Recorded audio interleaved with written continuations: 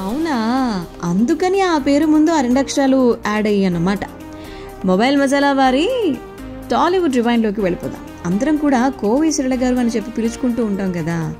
అప్పట్లో కోయంబత్తూరును కోవై అనేవారట. కోవై ఎక్స్ప్రెస్ అనేటువంటి ట్రైన్ కూడా ఉండదంట పేరుతో. సో ప్రెస్ వాళ్ళందరూ కూడా అలా సరళ గారి పేరు ముందు కోవై యాడ్ చేయడంతో అది కాస్త కోవై సరళ అయిపోయిందట. సో కోయంబత్తూరులో పుట్టి పెరిగారంట. అమ్మ నాన్నలు ఇద్దరిది కూడా కేరళ అట. చిన్నప్పుడు డాక్టర్ కావాలని కోరుకున్నారంట. వాళ్ళ నాన్నగారు మిలిటరీ ఉద్యోగి కావటం వల్ల ఇంట్లో చాలా పద్ధతులు ఉండేవారు. పొద్దున 5 గంటలకు లేవాలి.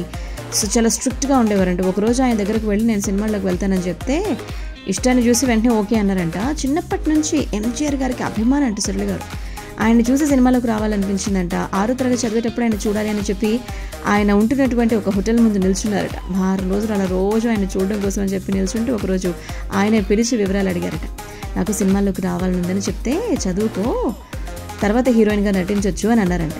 నేను చదువుకోవడానికి కూడా ఆయన నాకు డబ్బు పంపించేవారు అని చెప్పి సరళ గారు అంటూ ఉంటారు.